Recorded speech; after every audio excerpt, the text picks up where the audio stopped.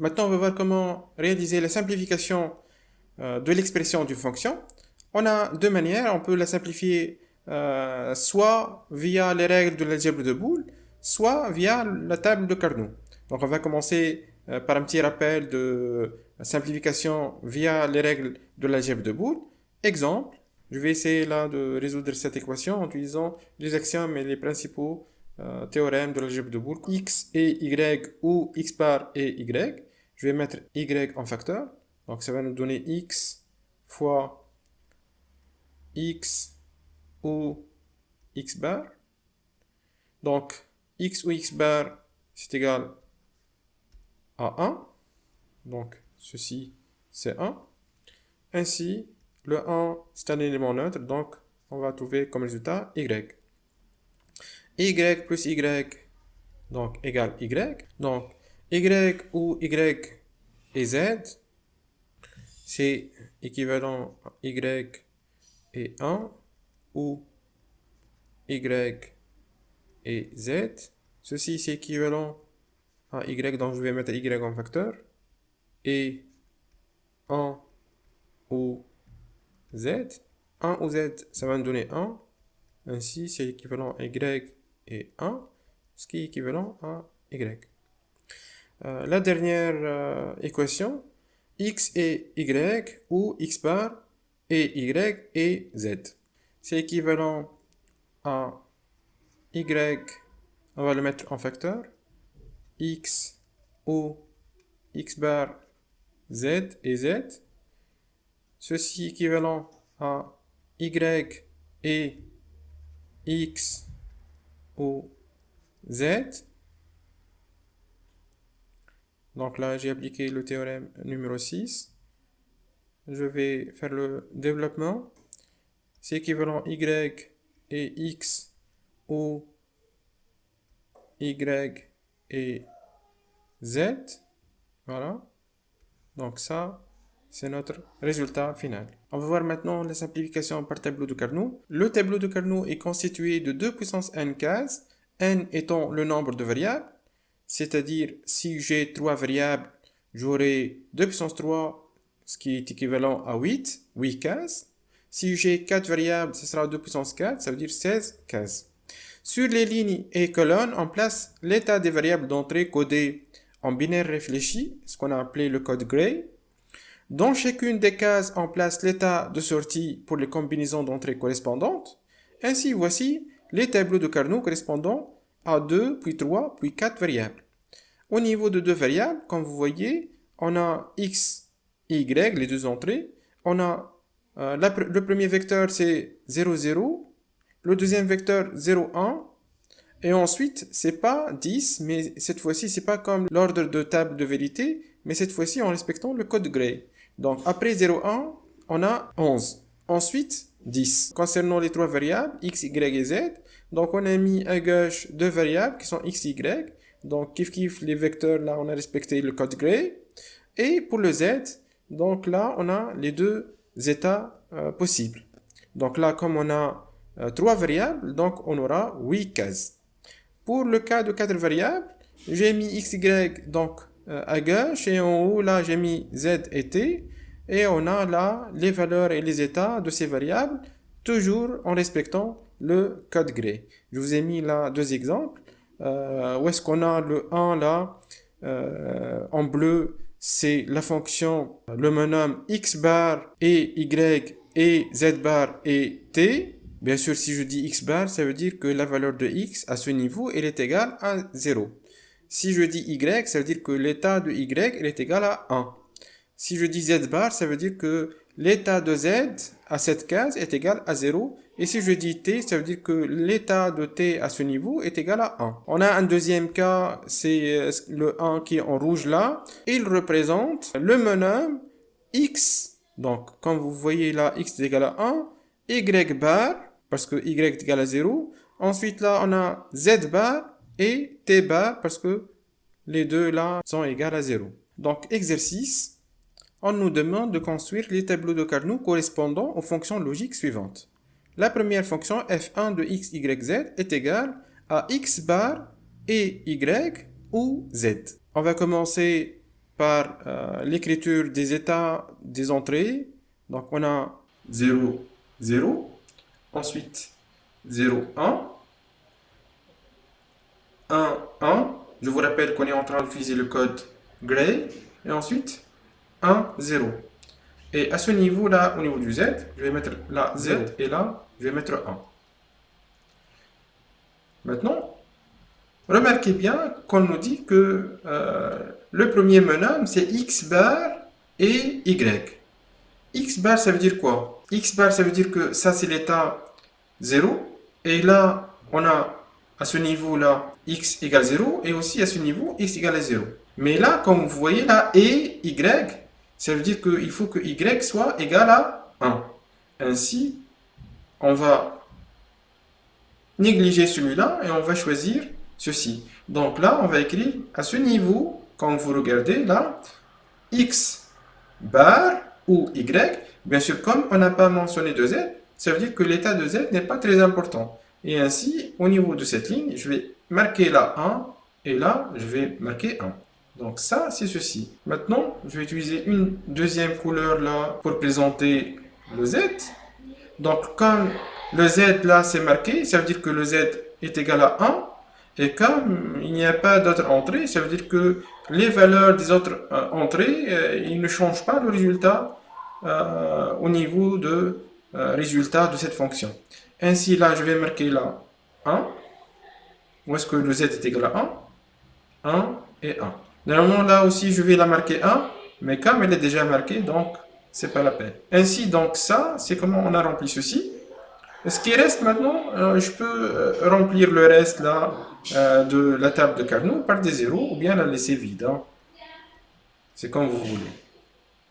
Maintenant, je vais répéter le même exercice avec une deuxième fonction, la fonction f2. Cette fois-ci, on a 4 entrées, x, y, z et t, sachant que cette fonction est égale à x bar et y et z, ou z et t. Comme d'habitude là, je vais commencer par tracer les valeurs, remplir le tableau de Carnot. Là, 0, 0, 0, 1, 1, 1, 1, 0. Donc, je respecte le code Gray. Et là, kiff kiff, 0, 0, 0, 1, 11 et 10. Le 0, ça, c'est la valeur de Z. Et ce 1 qui est là, c'est la valeur de T. Donc, l'état de droite, c'est celle de T, et l'état de gauche, c'est celle de Z. Maintenant, je vais essayer de remplir le tableau de Carnot. X bar et Y et Z. Donc là, X bar, on a deux cas possibles, cette ligne ou cette ligne. Ensuite, et Y, donc je vais éliminer cette ligne. Là, normalement, c'est toute cette ligne. Mais regardez bien, là, on a une autre contrainte, c'est le Z. Il faut que le Z soit égal à 1. Donc là, le Z est égal à 0, je ne vais pas le marquer. Là, le Z est égal à 0, je ne vais pas le marquer. Là, le Z est égal à 1. Et là, le Z est égal à 1. Donc, ceci, ce sont les valeurs de 1. Ainsi, ça, c'est X bar. Ça, c'est Y. Et celui-là, c'est le Z. Donc ça, X bar et Y et Z nous permettent de remplir ces deux cases. Là, le deuxième bonhomme, donc où Z et T, ça veut dire quoi là? X, Y, ils ne sont pas indiqués, ça veut dire que la valeur de X, Y n'est pas importante. Ce qui est important, c'est la valeur de Z et T. Ça veut dire qu'il faut que Z égale à 1 et T égale à 1. Où est-ce que Z égale à 1 et T égale à 1? C'est dans cette colonne. Ainsi, là, je vais changer de couleur, là. Là, je vais marquer 1. Ça, c'est déjà marqué. Je vais marquer 1 et je vais marquer 1. Donc, cette colonne, c'est celle où Z et T sont égales à 1. Maintenant, on va voir comment faire la simplification par tableau de Carnot. La méthode consiste à mettre en évidence, par un procédé graphique, tous les termes d'une fonction logique qui ne diffèrent que par l'état d'une seule variable, terme dit adjacent. Si une fonction logique dépend de NE variables d'entrée, on aura 2 puissance NE produits possibles. Donc là, c'est le principe de la table de vérité. Pour cela, on réalise des groupements de cases adjacentes. Ces groupements de cases doivent être de taille maximale, ça veut dire le nombre de cases max, et en même temps égal à un multiple de 2, c'est-à-dire 1 ou 2 ou 4 ou 8, qui ne contiennent que des 1. D'accord? Et on cesse d'effectuer les regroupements lorsque tous les 1 appartiennent au moins à l'un d'eux. À chaque pavé correspond un monome qui est formé uniquement par des variables qui ne changent pas au sein du pavé. On obtient une expression simplifiée de la fonction en couvrant tous les 1 par des pavés. La fonction est alors la somme des monômes correspondantes. D'après le tableau qui est à gauche, on peut constater que cette case est adjacente avec celle-là. C'est-à-dire, je peux regrouper ces deux, alors que ceux-ci, ils ne l'ont pas. D'accord? Je peux avoir d'autres aussi qui sont adjacentes, par exemple celle-là et celle-là, ou par exemple celle-là et celle-là, celle-là et celle-là, d'accord? Tout ça, ce sont des cases adjacentes. Donc, en règle générale, les cases portant le même chiffre sont des exemples de cases adjacentes. Ainsi, ces quatre-là, ils sont adjacents. Ces deux qui sont en bas et ces deux qui sont en haut sont adjacents. Aussi, ceux du coin là, ils sont adjacents. Ceux-ci et ceux qui sont là, ils sont adjacents. C'est une forme un peu cylindrique. Remarque, une ou plusieurs cases peuvent être communes à plusieurs regroupements. Aussi, pour extraire l'équation de la fonction logique, on ne retient que les variables dont l'état ne change pas à l'intérieur d'un groupement. Et on effectue la somme logique ou logique de toutes les expressions trouvées. Aussi, autre remarque, le regroupement de 6 cases est impossible. On a dit que les regroupements, ils sont de l'ordre de 2 puissance n. Ça veut dire 2 puissance 0, 2 puissance 1, 2, etc. Ça veut dire 1, 2 cases, 4 cases, 8 cases, 16 cases. Donc les chiffres qui sont au milieu là, ils ne sont pas considérés. Si on veut résumer la méthode de simplification par tableau de Carnot, premièrement, on doit déterminer le nombre de variables d'entrée afin de connaître la taille des tableaux. Ensuite, on détermine le nombre de variables de sortie afin de définir le nombre de tableaux à effectuer. Troisièmement, il faut affecter aux différents produits de l'équation non simplifiée une case du tableau en respectant le code Gray. Ce n'est pas le code binaire normal, pur. Quatrièmement, il faut introduire la fonction logique dans le tableau en positionnant à 1 les cases qui valident la fonction de sortie. Cinquièmement, il faut effectuer les groupements de cases adjacentes. Sixièmement, il faut sortir la fonction simplifiée en éliminant là où les variables d'entrée qui changent d'état. Bien sûr, on va faire des applications pour maîtriser cette manière de simplification. On va apprendre maintenant comment réaliser les regroupements. On peut regrouper ces deux qui sont en haut avec les deux qui sont en bas. Ça, c'est un premier regroupement. Et on peut regrouper les deux qui sont là avec ceux qui sont à ce niveau. Donc ça, c'est un premier regroupement. Pour le deuxième, là, on peut penser là, ces deux qui sont là. On peut penser celui-là avec celui-là. Donc les deux là, quoi, sont adjacents. Et le 1 qui est là, on va le garder tout seul parce qu'il n'y a pas des cases adjacentes à cette case. Pour le troisième, on a un groupement de 4 et on a un deuxième groupement de 4. Oui. Donc là, moi j'ai choisi de avoir les 4 au lieu de 2 parce que des états là comme les 1, ils peuvent appartenir à plusieurs pavés. Maintenant là, je peux faire un regroupement de tous ceux là qui sont dans le coin parce qu'ils sont adjacents. Là, j'ai un regroupement de 8. Bien sûr, toujours je cherche le pavé, le regroupement de taille la plus grande, le maximum. D'accord? Donc là, on a regroupé 8 et il nous reste les deux qui sont là.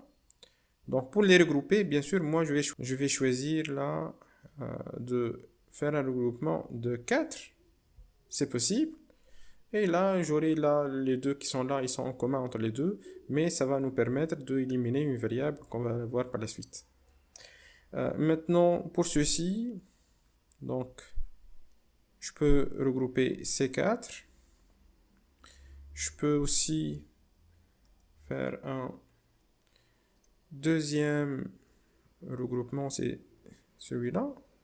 Et il nous reste le 1 qui est là. Et on va le laisser seul là parce qu'il n'y a pas des cases adjacentes à celui-là. Et comme ça, on a terminé avec le regroupement possible. Maintenant, on va voir, il y a des regroupements qui sont impossibles. D'accord? Exemple de ça, on ne peut pas faire un regroupement comme ça de 6. D'accord? Ça, c'est pas possible. Parce qu'on a dit, il faut que ça soit ou bien 1, 2, 4, 8, etc., 16. Ce sont des multiples donc de 2 puissance n. Ça peut être de 0 jusqu'à 2 puissance 0, 2 puissance 1, 2 puissance 2, 2 puissance 3, etc. Donc ça, c'est impossible. Aussi, on ne peut pas faire ce regroupement. Ça, c'est faux. Ça aussi, c'est faux. Ici, je peux pas faire ce regroupement là aussi. Voilà.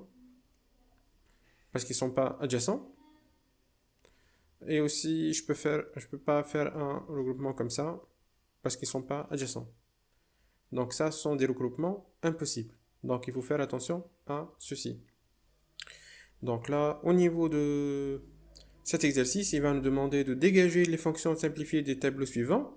Cas d'une fonction à trois variables. Ça, c'est le tableau de Carnot et on va chercher la fonction simplifiée de ce tableau de Carnot. Là, je peux penser à ce regroupement. Là, c'est le premier. Concernant le deuxième, là, on a ce 1 qui reste. Donc, je vais le regrouper avec celui-là. Et ainsi, maintenant, on va dégager la fonction résultante. Donc, regardez bien, pour la partie qui est là, là, le x, normalement, il ne change pas au niveau de ce pavé. C'est pour ça que je veux le garder. Ça veut dire que je sais comment la fonction se comporte lorsque x égale 0, mais je ne sais pas comment elle se comporte lorsque elle est différente de 0. C'est pour ça que je vais garder l'entrée x, et dans notre cas, comme c'est 0, donc je vais mettre là x bar. Et comme le groupement est de 4, vous savez que si on a un groupement de 4, ça veut dire qu'on peut éliminer 4 c'est 2 puissance 2. C'est la puissance c'est 2 et ça veut dire que je peux éliminer deux variables. Et ainsi, comme vous remarquez, le 0 et 1 sont contenus au niveau de ce pavé. Et kiff au niveau de y. Si y est égal à 0, donc il tombe dans ce groupement. Si y est égal à 1, il tombe dans ce regroupement. On est dans ce regroupement. Donc la valeur de y et z, ils n'ont pas de grande répercussion sur le résultat. Donc ça, c'est le premier meneur. Le deuxième, donc je vais changer de couleur là. Donc violet. Maintenant, regardez bien. X, là, elle est de valeur 0.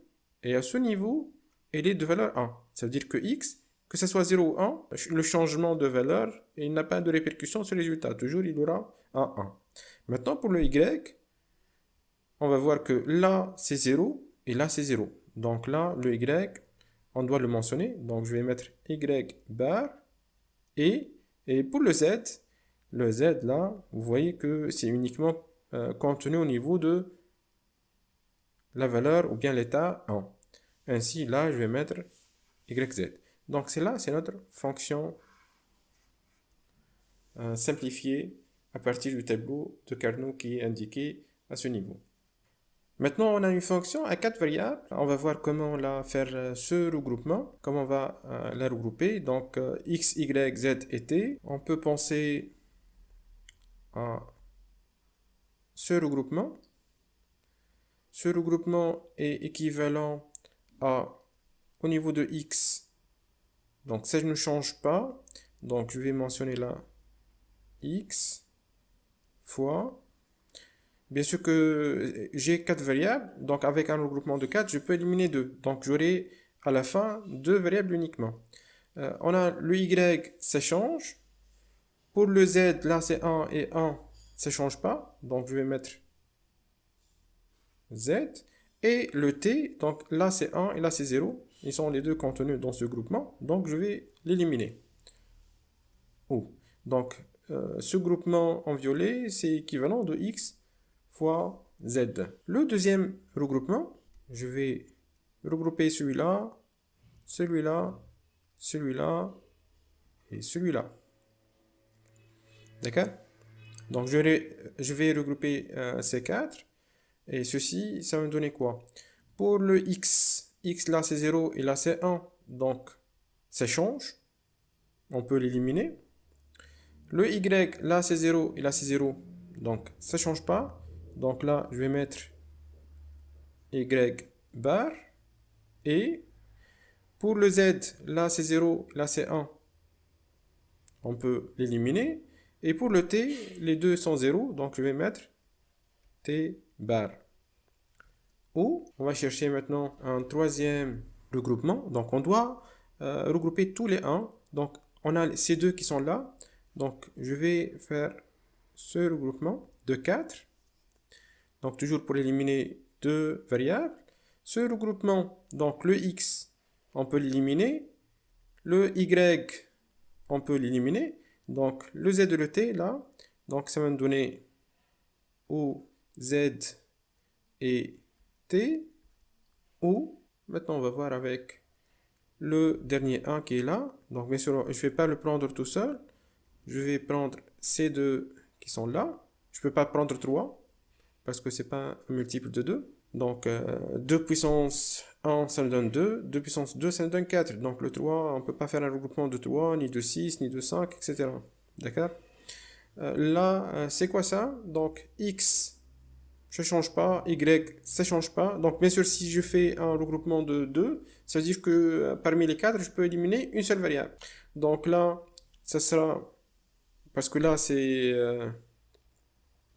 11. Ça veut dire, au niveau de ma fonction, c'est x et y.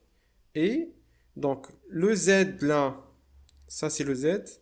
0, c'est contenu dans le pavé. Et le 1, c'est contenu. Donc, on peut l'éliminer. Le t, non. Le t qui est là. Donc, c'est 1. Donc, je vais ajouter là, à la fin, t. Et ainsi, on a dégagé la fonction simplifiée à partir de ce tableau de Carnot. Le regroupement de 2, ce qui est équivalent à 2 puissance 1, 15, c'est équivalent à une variable éliminée. Le regroupement de 4, c'est 2 puissance 2, 15, c'est équivalent à deux variables éliminées. Et le regroupement de 8, 15, c'est 3 variables éliminées. Ce qui nous reste là, c'est le cas de fonctions incomplètement définies. Ça veut dire où est-ce qu'on a des valeurs qui sont indéfinies. Comment on va faire le regroupement dans ce cas? Donc regardez bien ici, ce qu'on va faire, donc on a x, y, z, t, c'est un tableau de Carnot de 4 variables. Les valeurs des états indéfinis, on peut les inclure au niveau de nos regroupements. Ainsi, là, je vais faire le regroupement suivant. Donc là, je vais faire un regroupement de 8. Ce regroupement de 8, là, je vais éliminer 3 variables. Donc regardez là, le x, il est inclus donc au niveau valeur 0 et 1, donc je peux l'éliminer. Kiff au niveau de y, 0 et 1. Pour le z, là, il est égal à 0 et là, il est égal à 0. Donc, dans notre cas, ça sera z bar. O. Et le t, bien sûr, je peux l'éliminer parce que il change au niveau de ce groupement. Le deuxième groupement que je vais réaliser, c'est par 4. Donc, toujours, j'essaie de maximiser le regroupement. Donc, je fais ceci. Et pour ces 4 là, 4 c'est 2 puissance 2, ça veut dire que je peux éliminer deux variables. Regardez là, donc z et t ils changent au niveau de ce groupement, alors que x, y ils ne changent pas. Donc ceci, on va la remplacer par x bar et y. Et ainsi, on a simplifié notre tableau de Carnot qui présente une fonction incomplètement définie.